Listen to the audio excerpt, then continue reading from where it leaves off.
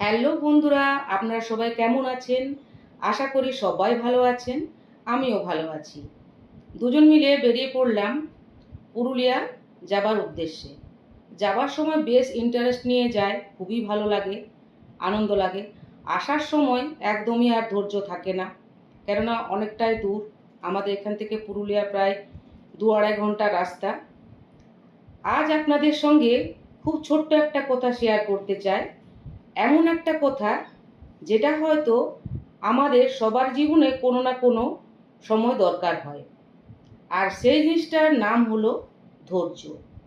আমরা সবাই চাই যা চাই তা যেন খুব তাড়াতাড়ি পেয়ে যায়, কিন্তু জীবনের সব কিছু তো আর আমাদের ইচ্ছা মতো থাকে না, বা সময় মতোও হয় না। অনেক সময় অপেক্ষা করতে হয়, অনেক সময় মন খারাপও হয়, কিন্তু পরে দেখা যায় সে অপেক্ষায় হয়তো আমাদের জন্য ভালো ছিল। দেখুন, আপনাদের সঙ্গে গল্প করতে করতে পৌঁছে গেলাম, আর এসে একটু মলে বাজার করে নিলাম। আর এই খোলামেলা রেস্টুরেন্টে আমরা খেতে গেছিলাম। দেখতে খুবই সুন্দর লাগছিল এই রেস্টুরেন্টটা। দুজন মিলে খেয়ে নিলাম। বেশ সুন্দর জায়গাটা, চারিদিকটা একদম প্রকৃতির মাঝখানে, মানে খুবই ভালো লাগছিল। আর খাবারগুলো খুবই সুন্দর ছিল, খুবই টেস্টি। আর আসার সময় দেখছি একজন লোক বসে আছে তাল নিয়ে।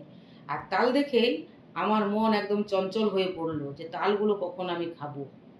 তো কার কার আমার মতো তাল খেতে ভালো লাগে?